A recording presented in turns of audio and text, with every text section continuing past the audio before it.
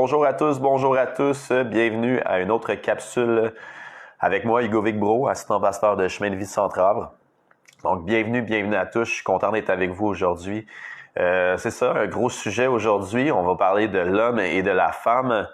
Et je suis disqualifié de parler d'un tel sujet. Je veux juste que vous le dire à l'avance. Je vais vous amener que dans la parole. Je suis qualifié parce que je suis un homme, un être humain. Et je suis qualifié parce que je fais partie de la gang qu'on est, d'êtres humains sur cette terre, mais je fais aussi partie de la gang qui est des nés de nouveau, des fils de Dieu. Et je veux vous partager qu'est-ce que Dieu m'a montré. Je vous répète, comme pour compléter qu'est-ce que j'ai déjà dit dans la dernière capsule que j'ai fait. C'est pas complet. Quand on prêche des choses, c'est sûr que vous pouvez critiquer en regardant par la gauche, en regardant par la droite. Vous pouvez trouver des angles par lesquels vous pouvez critiquer qu'est-ce que je vais dire. C'est pour ça que je vais rester le plus possible dans la parole. De toute façon, même Jésus était critiqué. Jésus était la parole. Même Jésus était critiqué qui manquait d'amour. Jésus était critiqué qui séduisait le peuple. C'était ceux qui séduisaient le peuple avec leur hypocrisie par les œuvres qu'ils faisaient, alors que dans leur cœur, ils étaient remplis de méchanceté. C'est eux qui traitaient Jésus-Christ de séducteur. Donc, prenez garde, enfants de Dieu, de traiter les gens comme la parole dit, avant de juger trop sévèrement, de dire, voici un des hommes qui est écrit dans la parole, qu'à la fin des temps, ils se chercheront des docteurs qui parleront par la vanité de leur esprit. Prenez garde, parce que si je parle de la parole, si je demeure dans la parole, eh bien, je demeure dans la parole. Soyez à l'écoute de l'esprit, soyez lents à juger et à condamner. Donc, on va commencer. L'homme et la femme, on va aller dans Genèse. Genèse 2. Je vais sauter la partie que l'homme et la femme a été créés, OK? On voit dans Genèse 1, l'homme et la femme ont été créés. Dieu a dit, multipliez-vous. Et voici une loi qui est inscrite dans l'être humain tant et aussi longtemps que ça change. Je sais pas si ça va changer éventuellement. Là. J'ai aucune idée. Peut-être qu'il y en a qui le savent plus que moi. Mais il y a une loi écrite en nous qui écrit multipliez-vous et on sait que par cette loi, Satan, il nous torture tous les jours. Et on ressent toutes sortes de choses dans notre chair. Et c'est pour ça que il y a comme une attirance les uns envers les autres, les hommes envers les femmes. Et malgré qu'il y a toutes sortes de commandements, il y a toutes sortes de choses qui veut mettre de l'ordre là-dedans, comme la fidélité, l'honneur, le mariage, et d'avoir une seule femme et un seul mari, il y a toujours cette loi-là en nous. Multipliez-vous, multipliez-vous, multipliez-vous. En passant, c'est écrit dans Genèse 1, verset 28. Et Dieu les bénit l'homme et la femme, mâle et femelle, et Dieu leur dit, croissez et multipliez, remplissez la terre et l'assujettissez, dominez sur tout. Et ensuite, Genèse 2, Dieu recréa l'homme à nouveau, mais cette fois-ci avec la poussière de la terre. Donc, verset 7, et l'Éternel Dieu forma l'homme de la poussière de la terre. C'est une deuxième création. Fait que c'est intéressant, hein, parce qu'on voit que dans Genèse 1, il y a une création. L'homme créa l'homme et la femme sans la poussière de la terre. Et dans Genèse 2, Dieu créa l'homme avec la poussière de la terre. Et il recréa la femme à partir de l'homme qui a déjà été créé avec la poussière de la terre. Dans le verset 20. Donc, et Adam donna des noms à toutes les bêtes, aux oiseaux des cieux, à tous les animaux des champs. Mais pour l'homme, il ne trouva point d'aide semblable à lui. Fait que Dieu créa 200 milliards d'espèces d'animaux que Adam nomma l'une après les autres. Et Adam n'était pas satisfait. Adam a fait, il manque quelque chose. Et il ne trouvait point d'aide semblable à lui. C'est intéressant hein, que la femme a été créée sur le principe d'aider. Et avant de prendre ça comme d'une manière péjorative, sachez que celui qui est le plus grand dans le royaume de Dieu, c'est celui qui sert son prochain, qui est au service de tout. Fait qu'en la femme a été déposé le potentiel d'aider, et de servir. Donc, en la femme était déposé le potentiel d'être une des plus grandes dans le royaume des cieux. Si elle s'aligne avec son potentiel, c'est pour ça que je vais me devancer, mais je vous m'en garde de suivre la vanité des esprits des hommes sans Dieu et de vous affranchir par orgueil, de renier ce qui est en vous par orgueil. L'homme et la femme ont été créés, la femme a été créée à partir de l'homme, et si elle a été créée pour être une aide, elle a été créée avec un potentiel pour compléter l'homme. Donc, les forces de la femme sont là pour compléter l'homme. Et l'homme a des forces pour la femme. La femme n'a pas été donnée un potentiel pour écraser l'homme, pour le faire mal paraître. Donc, la femme a reçu quelque chose pour aider l'homme. Mais elle peut utiliser aussi, on le voit, ses forces pour ridiculiser l'homme, pour le mépriser. C'est pour ça qu'on va lire un peu plus loin. C'est écrit dans, je pense que c'est 1 Corinthiens 7, Femmes, respectez, non, c'est dans Éphésiens 5. Femmes, respectez votre mari. Parce que vous avez un potentiel de pouvoir le mépriser. Parce qu'on est appelé à se compléter. Fait qu'on peut se dévorer les uns les autres ou on peut s'entraider, s'édifier l'un l'autre et faire un tout glorieux devant la face de Dieu qui est selon son plan depuis le début. Donc, l'homme laissera son père et sa mère, et s'attachera à sa femme, ils seront une seule chair, et Adam et Ève étaient tous deux nus. Adam et Ève étaient tous deux nus, et ils n'en avaient point honte. Donc, Genèse 3, la séduction vient, le serpent approche la femme, il la stimule à désirer le fruit que Dieu avait défendu, le fruit de la connaissance du bien et du mal. Donc, la femme vit que le fruit de l'arbre était bon à manger et qu'il était agréable à la vue et que l'arbre était désirable pour devenir intelligent. Elle prit de son fruit et en mangea et en donna aussi à son mari auprès d'elle et il en mangea. Donc, elle amena Adam à faire un compromis pour elle parce qu'elle a été tentée, elle l'a pris, puis maintenant, elle ne voulait pas être seule là-dedans, elle a donné à Adam. Et c'est vrai, Adam aurait eu le choix. Ce n'est pas des excuses, Adam avait le choix de dire non, mais il a fait un compromis pour sa femme. C'est là. C'est la vérité. Donc, les yeux de tous deux s'ouvrirent, ils connurent qu'ils étaient nus, ils cousirent des feuilles de figuier et se firent des ceintures. Et là, ils se cachèrent de la face de Dieu. Pas, ils ont été séparés de la face de Dieu parce que Dieu les a séparés de lui dans leur désobéissance. Ils se séparèrent, ils se cachèrent par cette crainte qu'ils avaient en eux. De là où est-ce que Dieu a dû dire « Où es-tu, Adam? » Il répondit « J'ai entendu ta voix dans le jardin et j'ai craint.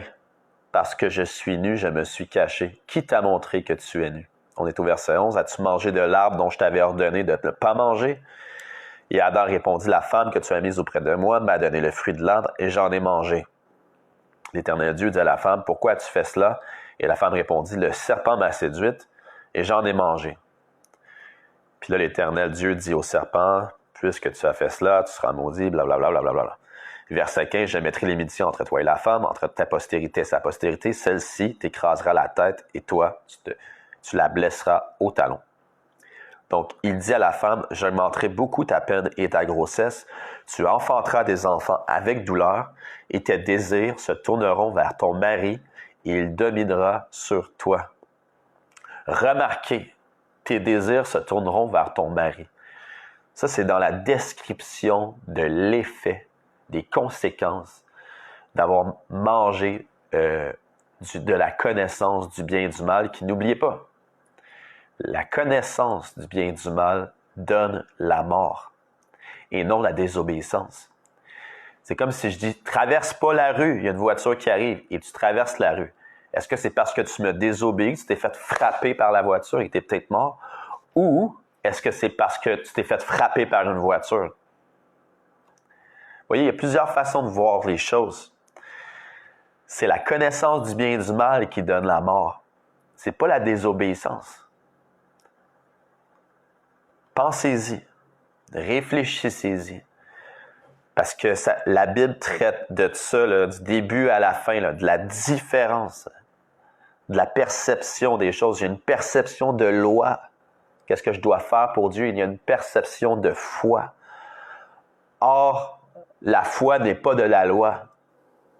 La foi n'est pas de la loi. Je vous l'ai lu assez souvent. On peut aller le voir tantôt si ça vous intéresse. Là. C'est dans Galates. On peut aller le voir tout de suite. Là. Je vais juste vous le dire vite fait l'adresse. Là.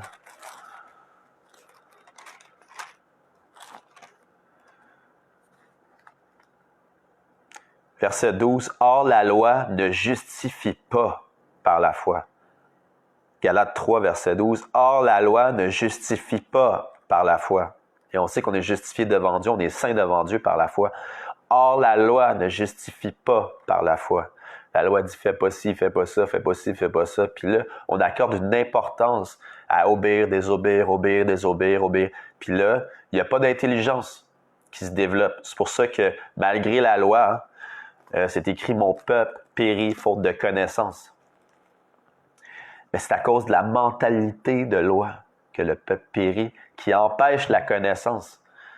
C'est pour ça, depuis le début, c'est comme dis-nous qu'est-ce qu'on doit faire et on va le faire.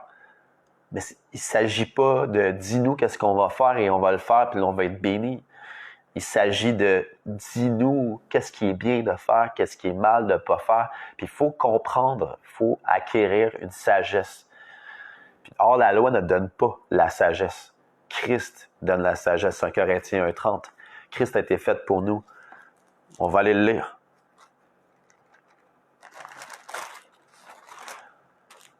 Or, c'est par lui que vous êtes en Jésus-Christ, 1 Corinthiens 1,30, qui nous a été fait de la part de Dieu, sagesse, justice, sanctification, rédemption.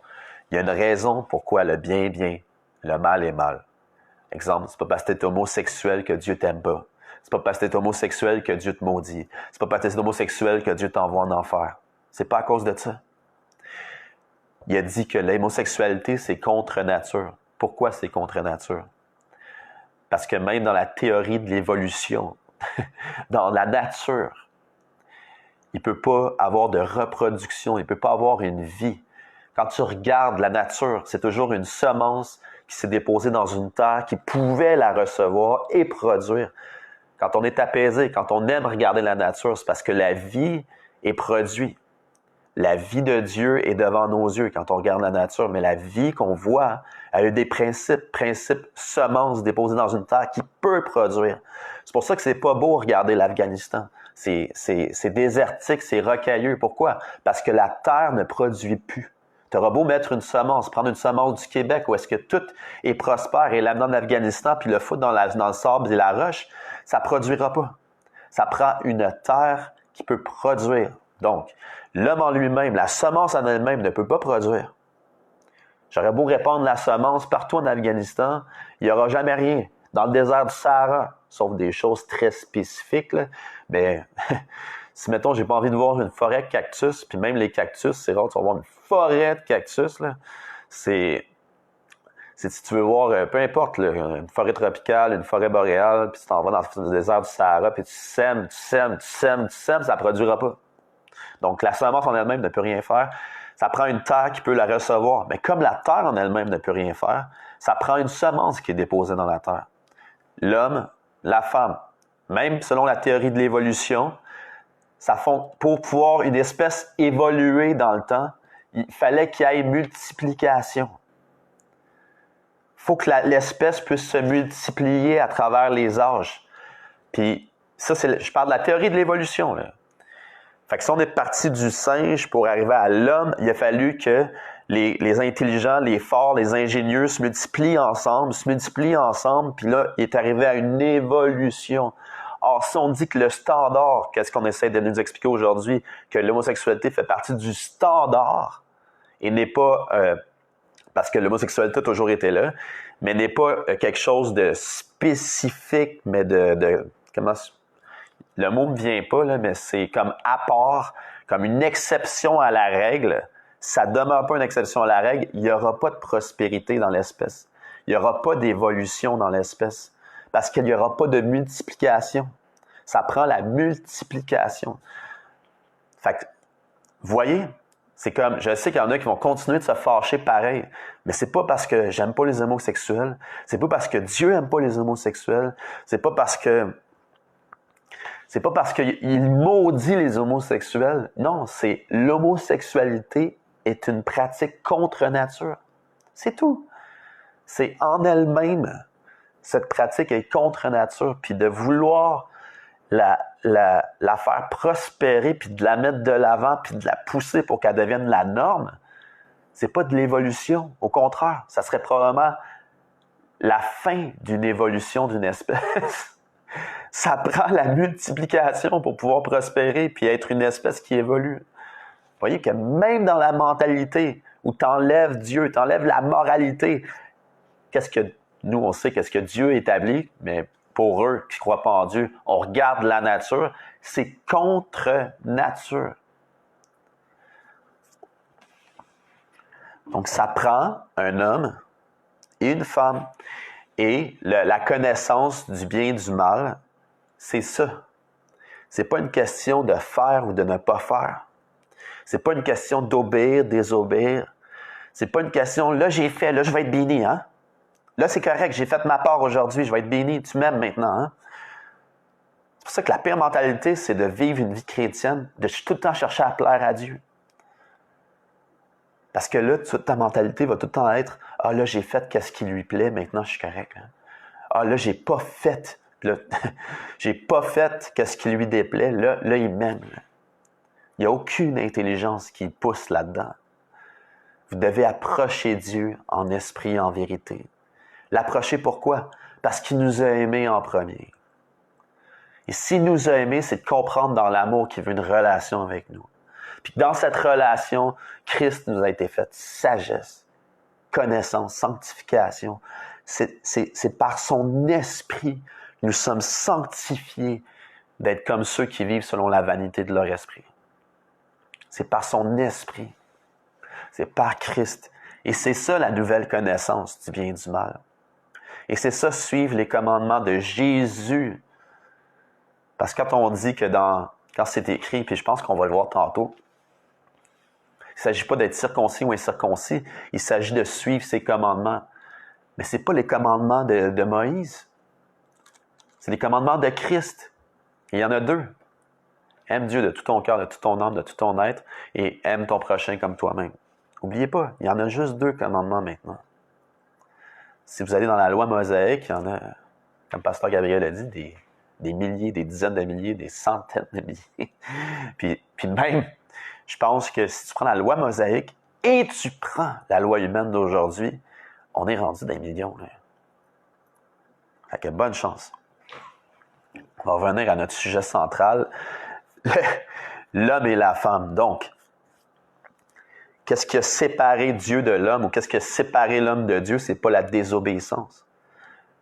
Qu'est-ce qui a donné la mort à l'homme? C'est pas la désobéissance. C'est la connaissance du bien et du mal. Et si nous mourons par cette connaissance, nous avons besoin d'un remède qui vient dealer le fait que nous connaissons le bien et le mal. On ne revient pas en arrière de sortir la connaissance du bien et du mal. On est comme des dieux. Et c'est pour ça que c'est important de comprendre la justice de Dieu en Jésus-Christ pour venir régler ce qui nous fait mourir avec la connaissance du bien et du mal. C'est pas de se débarrasser de la connaissance du bien et du mal puis de redevenir comme des enfants errants, ça et là. Non, c'est pas ça. Ça marche plus, on revient plus en arrière. On vient être complété par Christ, qui a toujours été le plan de Dieu. Sinon, on va demeurer des enfants de colère. Sinon, on va demeurer des enfants de rébellion qui se cachent de Dieu, qui craignent Dieu et qui se séparent eux-mêmes de Dieu. Pas parce que Dieu est un Dieu de colère. Non. C'est eux qui sont en colère contre Dieu par leur nouvel état. Et c'est un état satanique. Bref. Fait que regardez, l'homme et la femme ont mangé de la connaissance du bien et du mal. Maintenant, il y a des conséquences. Il dit à la femme, j'augmenterai beaucoup ta peine et ta grossesse. Tu enfanteras des enfants avec douleur. Puis, on repart là où est-ce que j'ai laissé. Regardez les conséquences. Tes désirs, la femme, se tourneront vers ton mari, ce qui veut dire que ce n'était pas le cas avant. Quand Dieu était là, avant la connaissance du bien et du mal, avant qu'il y ait une séparation, avant que l'homme se cache de la face de Dieu. se sépare lui-même de Dieu. Les désirs de la femme ne se tournaient pas tous vers son mari. Est-ce que j'ai besoin de vous expliquer pourquoi vous êtes capable de faire la connexion? Dieu était là. C'est Dieu qui pourvoit. Ils avaient le droit de manger à tous les arbres du jardin. Ils avaient tous leurs désirs comblés. Mais maintenant, à cause de cette séparation, pas que Dieu a fait, que la connaissance du bien et du mal et que cette mort est faite, les désirs de la femme se tourneront vers son mari et il dominera sur toi. Ça, c'est dans la conséquence de la connaissance du bien et du mal. Ce n'est pas un châtiment, c'est dans la conséquence d'être dans cet état. Et il dit à Adam, puisque tu as obéi à la voix de ta femme, c'est Dieu qui dit, puisque tu as obéi, puisque tu as fait un compromis, comme j'ai dit tantôt, à la voix de ta femme, que tu as mangé de l'arbre au sujet duquel je t'avais donné cet ordre, tu n'en mangeras point, le sol sera maudit et tu en mangeras les fruits avec peine tous les jours de ta vie. Il te produira des épines et des chardons et tu mangeras l'herbe des champs et tu mangeras le pain à la sueur de ton front, de ton visage, jusqu'à ce que tu retournes à la terre d'où tu as été pris, car tu es poussière et tu retourneras à la poussière. Donc, c'est quasiment, on peut voir, tu vas continuer de vouloir plaire à ta femme, d'obéir à la voix de ta femme, parce que tous ses désirs se tourneront vers toi. Et en plus, le sol est maudit, tu peux être sûr que tu vas suer à la sueur de ton front pour manger pour toi-même, mais pour aussi répondre à ses désirs. C'est pourquoi qu'une femme qui est en Jésus-Christ, ses désirs doivent être sur Christ. Si vous voulez être libre de la domination de l'homme sur vous, que même pas le prêcher qui devrait demeurer quand même dans l'Église, mais si vous croyez à la restauration de l'homme, qu'est-ce que je crois aussi, que vous voulez vraiment être libre de la domination de l'homme sur vous, il faut que vos désirs arrêtent de se tourner vers lui. Pour que lui arrête de travailler à la sueur de son front, puis que ses désirs puissent être vers Dieu lui aussi. Puis on va le lire dans qu'est-ce que Paul a expliqué. On le voit, ça. On le voit, que nos désirs soient que Christ. Que celui qui a une femme fasse comme s'il n'en avait point. On va aller le lire. Donc la femme qui a un mari fasse comme si elle n'en avait point aussi. Que leur désir se tourne vers Christ. Fait que leur relation est complètement changée maintenant. Donc, ils sont plus dépendants l'un de l'autre. On revient, c'est plus de la dépendance. Ils s'entraident, ils se complètent comme à l'origine de pourquoi la femme a été créée. C'est pour aider l'homme. Et l'homme, étant ce qu'il est, prend soin de sa femme, la chair de sa chair, avec tout l'amour qui jaillit de nous, qui a envie de pourvoir lorsqu'on voit notre femme. C'est maintenant de l'édification mutuelle et non de la dépendance. Ce qui veut dire qu'au lieu d'être suspendu à l'autre personne, tu es là, tu donnes à l'autre personne et l'autre personne te donne. C'est pas je suis suspendu puis là j'attends de toi. Là. Savez-vous qu'on enseigne ça aussi? Par rapport à la grâce nous enseigne, qu'est-ce que la grâce a accompli puis elle a fait pour nous en Jésus-Christ? Qu'on a déjà tout reçu et qu'on ne doit pas être suspendu à Dieu maintenant puisqu'il est déjà là. Qu'on est capable de déverser tout le temps puisqu'il est toujours en nous. C'est déjà fait, on a déjà tout reçu. Qu'on n'est plus dans un état de dépendance, malgré qu'on est dépendant, mais on n'est plus dans un état de parce que si tu es fils de Dieu, tu as déjà l'entièreté de Dieu en toi. C'est déjà fait, c'est déjà accompli. Donc, c'est la même chose pour l'homme et la femme. Puis, on va aller le lire un peu plus loin. Je vous donne une lecture. Genèse 4. Allez lire Abel et Caïn. C'est pas Dieu qui a chassé Caïn.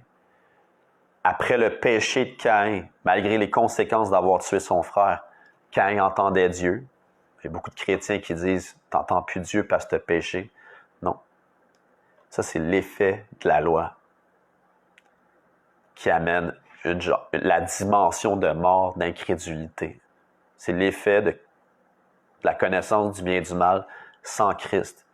C'est que tu n'entends plus. Tu n'entends plus Dieu parce que tu t'es séparé toi-même. C'est toi qui t'es séparé. C'est pas lui qui s'est séparé de nous, c'est nous qui sommes séparés de Dieu. Puis vous pouvez aller voir que il dit que la terre sera maudite à cause du sang qui a coulé que le sang d'Abel qui a coulé, qui sera un vagabond et un fugitif. Mais il l'a jamais chassé de sa face. C'est Caïn qui dit, verset 13, « Ma peine est trop grande pour être supportée. Voici, regardez ce qui suit, tu m'as chassé aujourd'hui. » C'est pas vrai. C'est exactement ce qu'on a lu dans la parabole des talents, lorsque le mauvais serviteur est dit, tu redemandes où tu n'as point semé. Et c'est pour ça que j'ai caché qu'est-ce que j'avais. C'est toi qui es mauvais, qui est méchant, qui est dur. Puis c'est de la même façon. Regardez, sa peine est là. Il voit des choses de Dieu, mais dans un cœur meurtri, amer et incrédule, et qui se sent condamné et maudit. Il dit, « Voici, tu m'as chassé aujourd'hui de cette terre, et je serai caché. » C'est lui-même qui dit ça de lui-même. « De devant ta face, je serai un vagabond et fugitif sur la terre, et il arrivera que quiconque me trouvera me tuera. » C'est pas Dieu qui dit ça, c'est Caïn qui dit ça. Donc, c'est encore intéressant de savoir que c'est pas Dieu qui chasse, c'est pas Dieu qui est en colère. Ce qui le rend en colère, croyez-moi, ce qui rend en colère, c'est qu'on pense qu'il est un Dieu de colère, qui nous chasse continuellement, puis qui veut juste nous taper dessus, puis nous envoyer en enfer. Ça le rend en colère. Puis encore plus aujourd'hui, ça le rend en colère qu'on a gardé cette mentalité-là, malgré qu'on a reçu Christ. Malgré qu'il a tout fait en Jésus-Christ pour réconcilier le monde à lui-même et que son sang pardonne tous les péchés et que les chrétiens continuent de prêcher qu'on est encore sous la malédiction, on est encore des pécheurs, maudits, loin de la face de Dieu, alors que Christ est déjà venu. Bref. Fait que 1 Corinthiens... Non, on va aller dans Éphésiens 5. On va revenir à l'homme et la femme. Si je veux finir l'enseignement en bas de 40 minutes au moins. Là. C'est le verset 21. « Soumettez-vous les uns aux autres dans la crainte de Dieu et non dans la crainte de l'homme. » Ça comprend l'homme et la femme. Donc, soumettez-vous parce que vous craignez Dieu. C'est comme le service. Servez votre prochain. Servez le ministère. Servez l'Église. Servez vos frères et vos sœurs. Servez le plus petit d'entre nous. Pas parce que on sert la personne, elle est maître sur nous. Non, parce qu'on sert Dieu, parce qu'on sert Christ. Donc, soumettez-vous les uns aux autres dans la crainte de Dieu, pas dans la crainte de l'homme. Fait que c'est pas de Dieu de femme, c'est soumettez-vous à votre mari parce que craignez-le, craignez-le, craignez-le. C'est craignez sa colère, craignez son indignation, craignez sa déception si vous faites passer. Non. Et comme l'homme, servez votre femme parce que si jamais ses désirs ne sont pas rencontrés, elle va être fâchée contre vous, elle va arrêter d'avoir du sexe avec vous, elle va mettre toutes sortes de barrières, toutes sortes de frustrations dans votre vie, elle va vous faire des manipulations, elle va vous donner mal à la tête. Non, c'est pas ça. Sers ta femme parce que tu crains Dieu, parce que tu aimes Dieu. C'est Dieu notre source. Premier commandement, aime Dieu de tout ton cœur, de toute ton âme, de toute ta pensée. Deuxième commandement, aimez-vous les uns les autres. L'ordre doit être là. Le deuxième dépend du premier. C'est pour ça qu'il y a 1, 2. Sinon, il aurait dit A et B ou il aurait mis les deux commandements au même niveau. Non, il y en a vraiment un qui est au-dessus de l'autre. 1 et 2. Femmes, soyez soumises à vos propres maris comme au Seigneur. Parce que le mari est le chef de la femme, comme aussi Christ est le chef de l'Église qui est son corps, dont il est le sauveur. Et de même que l'Église est soumise à Christ, que les femmes soient aussi à leur propre mari en toutes choses. Marie, aimez vos femmes, comme aussi Christ a aimé l'Église et s'est livré lui-même pour elle. Voici le verset que les catholiques n'ont jamais dit pendant des centaines d'années. Il faisait juste lire la partie « Femme, soyez soumise à votre mari », qui témoigne vraiment quand il l'utilisait, parce que c'est la vérité, c'est pour ça. Mais là, ça devenait un fait et non une vérité, parce que ça sortait de la vérité de Christ. Donc, on amenait la femme à être soumise à l'homme, mais selon une vérité qui n'était pas de Dieu. Malgré que tu utilises une vérité de Dieu, mais tu viens tordre le sens, tu viens tordre l'application, tu viens tordre la mentalité que c'est supposé d'amener chez les gens. Donc, faut que ce soit complet. Donc, la femme est soumise à son mari comme nous sommes soumis à Christ, mais le mari doit aimer sa femme comme Christ a aimé l'Église et s'est livré lui-même pour elle. Donc, il faut que ça vienne de l'homme de servir les désirs de sa femme comme Christ veut servir nos désirs, comme Christ veut tout nous donner.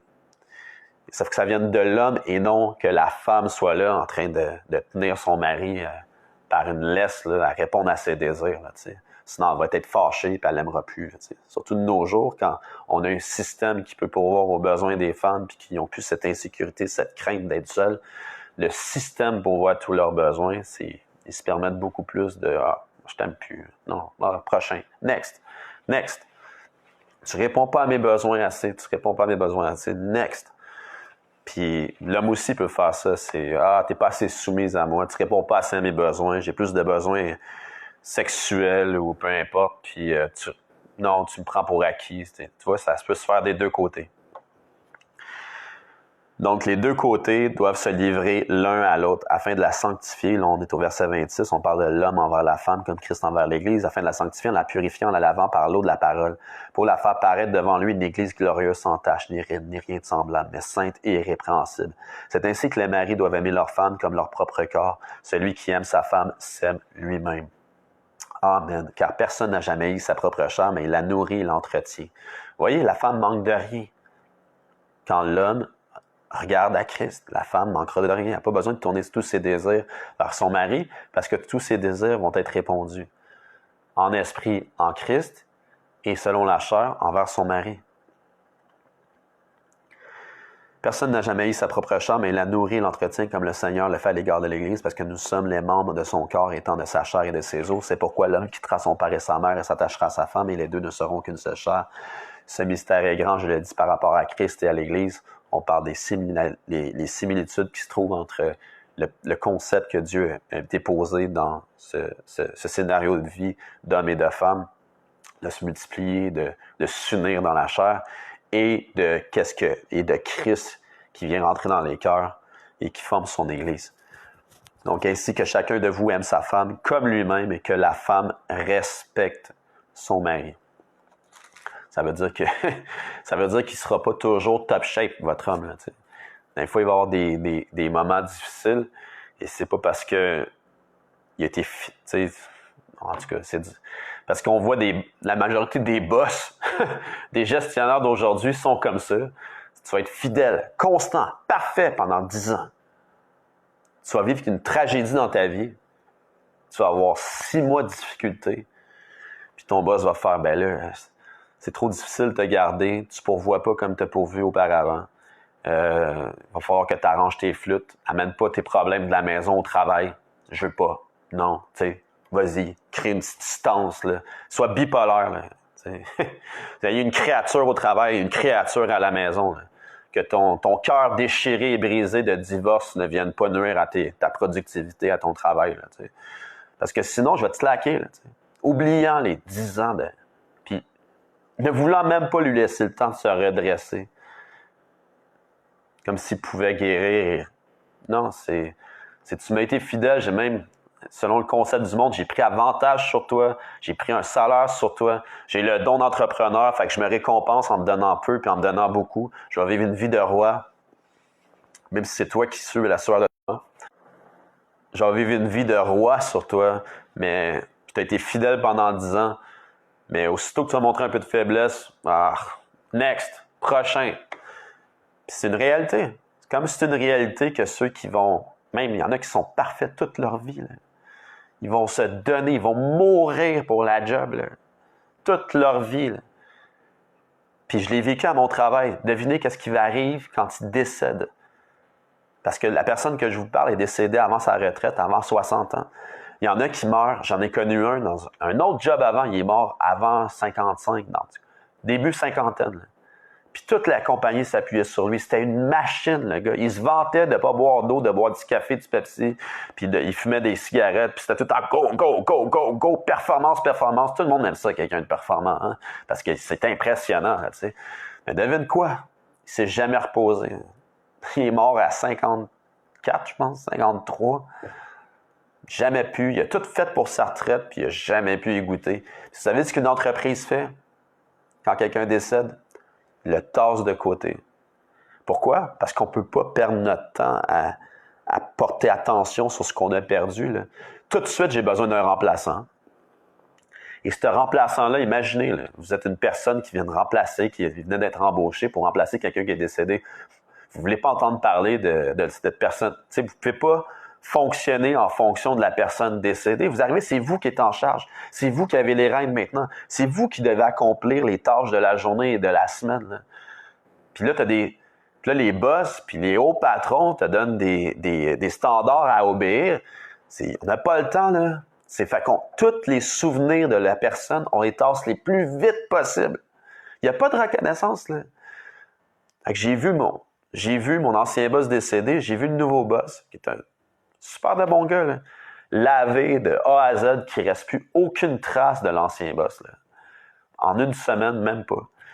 Même nous autres, là, on en parlait pendant des mois, on travaillait, j'ai l'impression qu'il est encore là, il s'appelait Michel. Puis c'est bizarre, on le voit du coin de l'œil, on craint encore, tu sais. Il n'est plus là. Devinez ce qui est arrivé après quelques mois. C'était fini, on n'en parlait même plus. Mais pour moi, il est resté un principe.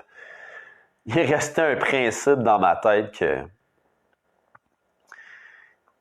y a une mentalité de loi et de performance là, qui ne sera jamais récompensée, qui donne, c'est la mentalité de péché, ça donne des récompenses à court terme, là, tout le temps. Là.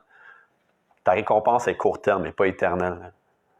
Puis tu capitalises sur ton futur, tu capitalises sur qu'est-ce qui est bien, Puis même ils sont poussés à faire de la magouille parce que ça donne que la majorité des choses qui sont mal, ça amène des résultats rapides. Et la majorité des choses qui sont bien, c'est du long terme. Fait que c'est pour ça que c'est payant le péché. C'est toujours été payant de mal faire. Bref. Où est-ce que j'en étais? Où j'en étais? On va aller dans... Oui, c'est ça, parlant de les attentes des femmes envers leur homme, ou même les attentes de l'homme envers la femme. C'est pas parce que la personne, où on passe une période difficile, qu'on slack la personne, là, ou qu'on met la personne au pied du mur. Là, il faut s'entraider parce que c'est difficile. Il faut penser l'un ou l'autre parce que c'est difficile. Il faut être là l'un pour l'autre. Il t'a été fidèle, il était fort, t'en as bénéficié. On parle du compagnon, que ce soit l'homme ou la femme. T'en as bénéficié. C'est sois reconnaissant, là, il est dans la difficulté. Puis je sais que tu ne recevras pas autant maintenant, là, je le sais. Là. Puis là, tu peux penser juste à ton petit nombril, puis être là, ben là, il y a l'autre à ma job, ou il y a l'autre qui veut m'offrir la lune, là, tu sais, puis qui n'arrête pas de me courtiser à tous les jours, là.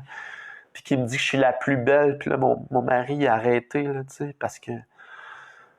Puis là, ils diront pas les vraies raisons, là, ils sont frustrés, ils sont amers. Là, ils se foutent de moi, non.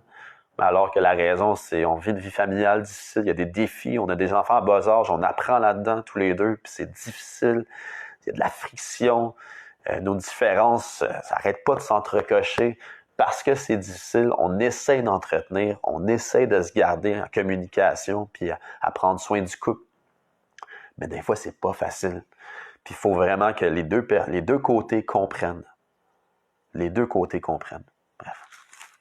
Donc, on va aller dans 1 Corinthiens 7. On va finir avec ça. Donc, verset 1. Pour ce qui est des choses dont vous m'avez écrit, vous voyez que c'est une question des Corinthiens. Qu'est-ce qu'on fout maintenant avec l'homme et la femme puis les mariages? Mais il est bon de l'homme de ne point toucher de femme. Ah, non, c'est une joke. C'est comme Jésus avec... non, j'en parlais à Nickel. Ça serait une vidéo drôle, parce que c'est vraiment écrit, là. Quand Jésus s'est révélé à Marie pour la première fois, elle ne reconnaissait pas c'était le jardinier, puis il fait « Marie ». Puis elle fait « Ah, Rabouni ». On dirait un petit nom cute là, pour rabbin, là, pour maître. Là. Rabouni, puis la part. Ça dit qu'elle voulait le toucher. Ça veut dire qu'elle voulait, elle voulait le serrer, là, elle voulait un contact. Puis il a fait non, non, non, non, touche-moi pas, touche-moi pas. Ça serait drôle de faire une vidéo là-dessus. Non, touche-moi pas, touche-moi pas. Le corps humain. Je suis glorieux maintenant. Laisse-moi retourner vers mon père. Là. Touche-moi pas, là. Fait que, bref, que l'homme ne touche point de femme. Il est bon que l'homme ne touche point de femme, mais regardez, on va lire le. Faut pas s'arrêter là, là. Il y a un chapitre complet. C'est ça l'erreur. C'est ça que les médias font quand ils coupent les discours des personnes puis ils fit selon qu'est-ce qu'ils veulent. Là. C'est ça une stratégie de pas laisser la personne compléter son idée puis parler, aller jusqu'au bout de son idée. Parce qu'après ça, quand une personne commence à te parler d'un sujet, puis là, tu l'arrêtes en cours de route, peut-être que quand il aurait fini de parler, qu'est-ce qu'il a dit en premier allait faire du sens.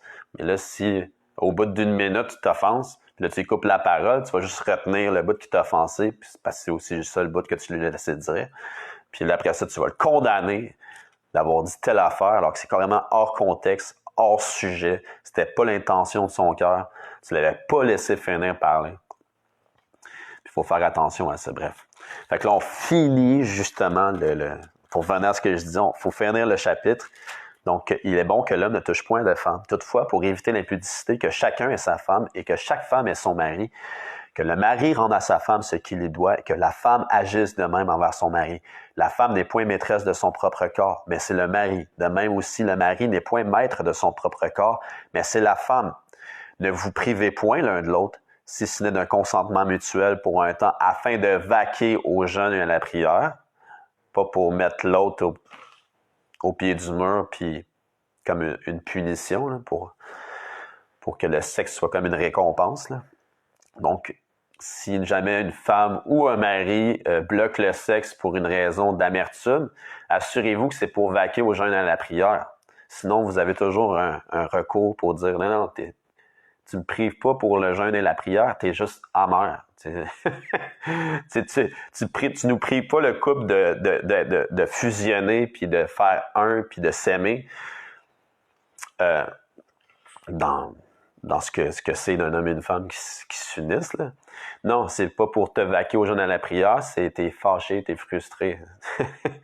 Donc, ensuite, retournez ensemble de peur que Satan ne vous tente par votre incontinence.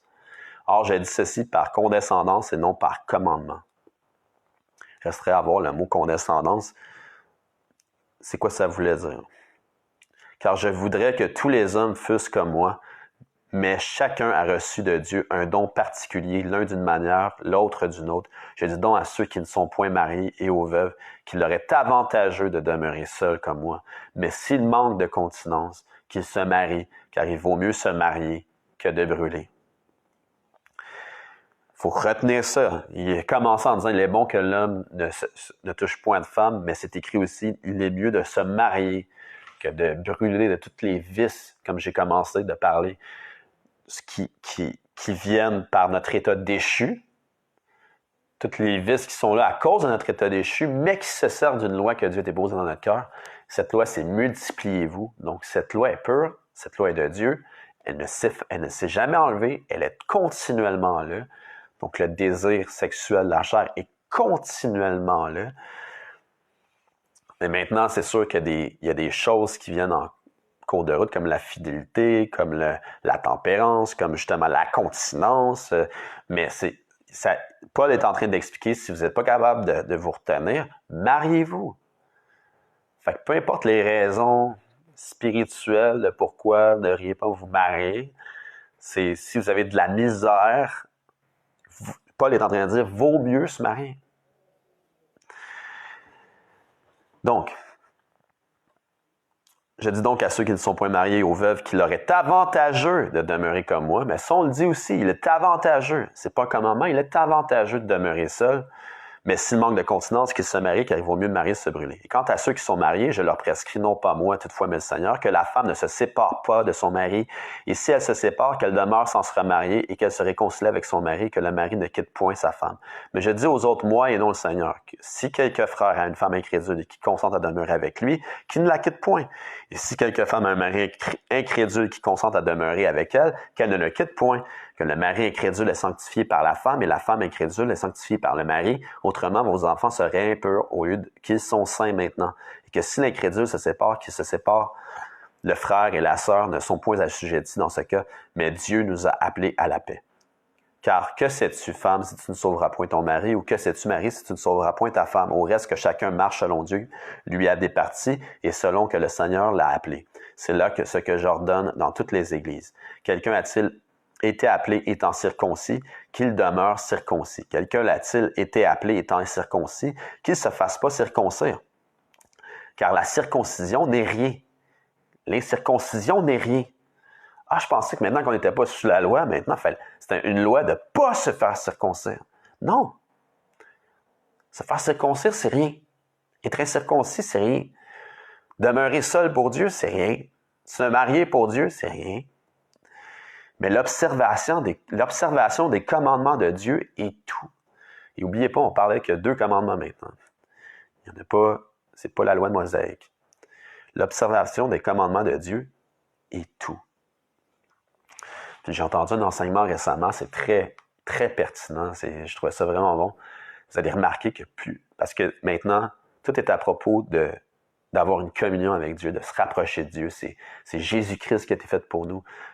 Sagesse, sanctification, rédemption. Il est tout pour nous et on doit rentrer dans sa présence parce qu'il est déjà il est déjà là. Donc, c'est à nous d'avoir une relation intime avec lui et de le connaître de gloire en gloire. Puis, on se rend compte que plus on l'approche, plus on est tout croche. Pas parce qu'on est plus tout croche parce qu'on l'approche. On se rend compte, parce que Dieu est lumière, plus on s'approche de lui, on se rend compte à quel point qu'on est tout croche. Mais ce n'est pas une raison pour se condamner. Ce n'est pas une raison pour tourner dans la loi. Non, parce que ça s'est créé en se rapprochant de lui par la grâce. Si on est mis à la lumière et on se voit tel qu'on est vraiment par la grâce, mais c'est par la grâce qu'on continue d'avancer, puis qu'on change, puis que la grâce nous enseigne. Il nous enseigne à renoncer. Mais ça reste la grâce, c'est pas l'obéissance des commandements. Parce que vous allez vous rendre compte qu'il y a des choses que vous devez vous débarrasser de votre vie, plus vous allez vous approcher de Jésus, que c'est pas péché. Ça n'a aucun rapport avec le bien et le mal, ni avec la loi mosaïque.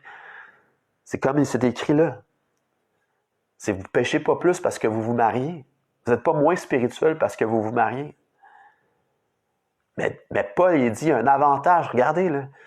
C'est maintenant, j'ai personne. Je peux juste me focusser sur Dieu, puis il dit un peu plus loin. Pour ça, on va continuer finalement. Que chacun demeure dans l'état où il a été appelé. As-tu été appelé étant esclave? Ne t'en mets point en peine. Mais si tu peux devenir libre, profite-en plutôt. Car l'esclave qui a été appelé par le Seigneur est l'affranchi du Seigneur, de même l'homme libre qui a été appelé est l'esclave de Christ. Vous avez été achetés à un grand prix, ne devenez point esclaves des hommes. Frères, que chacun demeure devant Dieu dans l'état où il a été appelé.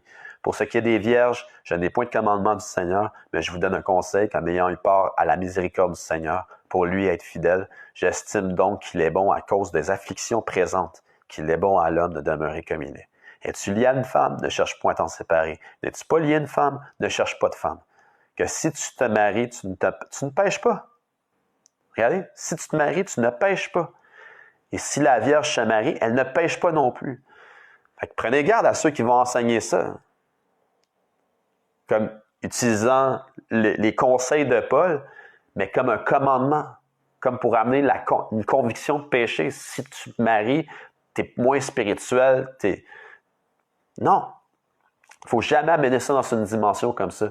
Mais je vous assure que tu prends les conseils de l'esprit que Paul est en train de dire, puis tu les mets dans le discours, dans la pensée, dans la perception d'un légaliste, ça va avoir une saveur de commandement. Puis quand tu ne l'obéiras pas, tu vas te sentir condamné, tu vas te sentir pécheur, tu vas te sentir séparé de Dieu. Puis à cause que tu te sens séparé de Dieu, tu vas être séparé de Dieu. Donc, es-tu lié à une femme? Ne cherche point à t'en séparer. N'es-tu pas lié à une femme? Ne cherche pas de femme. Que si tu te maries, tu ne pêches pas. Si la Vierge se marie, elle ne pêche pas non plus. Mais ces personnes auront des afflictions dans la chair. Et je voudrais vous les épargner. C'est tout. Ils auront des afflictions dans la chair. Et je voudrais vous les épargner. Et je dis ceci, frère, le temps est court désormais, que ceux qui ont une femme soient comme s'ils n'en avaient point. Qu'est-ce que je vous ai dit un peu plus tôt? Le voilà. Que ceux qui ont une femme soient comme s'ils n'en avaient point, que ceux qui pleurent comme s'ils ne pleuraient pas, que ceux qui sont dans la joie comme s'ils n'étaient point dans la joie, ceux qui achètent comme s'ils ne possédaient rien, ceux qui usent de ce monde comme s'ils n'en usaient point, car la figure de ce monde passe. Or, je voudrais que vous fussiez sans inquiétude. Celui qui n'est pas marié s'occupe des choses du Seigneur pour plaire au Seigneur, mais celui qui est marié s'occupe des choses du monde pour plaire à sa femme.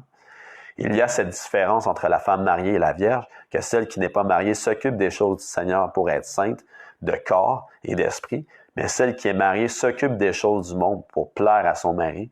Et or, je dis ceci pour votre bien et non pour vous tendre un piège, mais en vue de ce qui est honnête et de ce qui est uni dans le Seigneur sans distraction.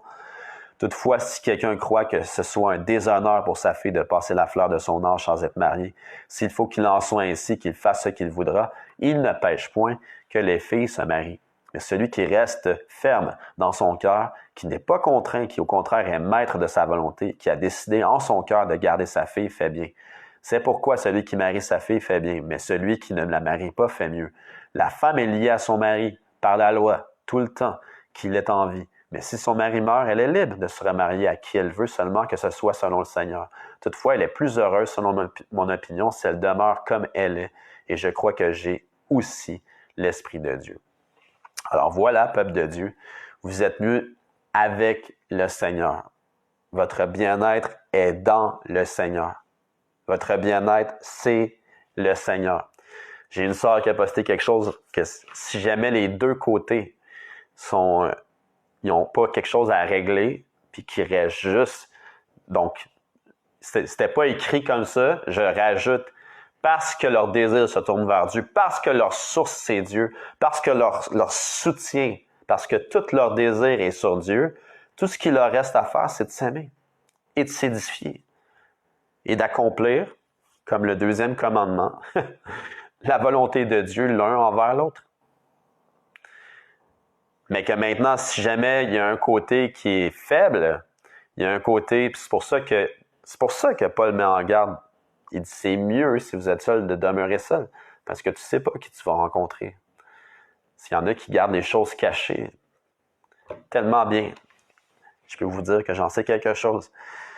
Et tu ne sais pas avant que tu sois marié. Et vraiment, là, témoignage personnel, je l'ai daté 3 ans. Là. Il y a des choses qui sont demeurées cachées jusqu'au mariage. Au mariage, une fois que j'ai été acquis, elle a été persévérante là, pour obtenir ce qu'elle voulait, puis cacher qui elle était vraiment. Là. Fait que c'est pas la quantité de temps, malgré que tu dois, mais ça prend un temps pour connaître une personne, pour être sûr avant de la marier. Mais c'est pas la quantité de temps, c'est beaucoup plus la sagesse. C'est beaucoup plus une sagesse de pouvoir voir, de pouvoir connaître, de pouvoir, dans l'esprit, voir comment être une personne, même si elle ne le laisse pas paraître, pour savoir si c'est une bonne personne pour toi. Fait que vraiment, tu as besoin. Donc, dans ce que je viens de dire, tu as la solution. Puis, je complète avec ce que Paul a dit. C'est Paul a dit, si vous êtes seul, cherchez pas une femme. Vous avez vraiment à gagner, même si vous désirez une femme, de focusser sur le Seigneur. Parce qu'en lui, vous allez acquérir cette sagesse qui va vous garder, qui va vous protéger. Et en lui, vous ne serez pas toujours en train de brûler de convoitise, de tellement vouloir quelqu'un que quand vous allez finalement trouver quelqu'un, vous allez perdre de vue ce qui est important. Puis une fois que vous allez rencontrer quelqu'un, si vous êtes pour rencontrer quelqu'un, vous allez être tellement en Christ, vous allez être tellement dans la paix, vous allez être tellement dans le repos que vous allez pouvoir voir la personne telle qu'elle est vraiment. et justement de ne pas se marier à quelqu'un que son soutien n'est pas le Seigneur, puis que son seul but, c'est de mettre le grappin sur vous, puis que l'anneau de l'Alliance soit comme l'anneau du Seigneur des Anneaux pour dominer l'autre anneau. Celui qui est enchaîné à ton anneau, à ton alliance. Fait que c'est ça, mais peuple de Dieu, soyez bénis, vous êtes mariés, soyez bénis dans le Seigneur, vous êtes célibataire, soyez bénis dans le Seigneur, que toute chose soit restaurée par qu'est-ce que Christ fait.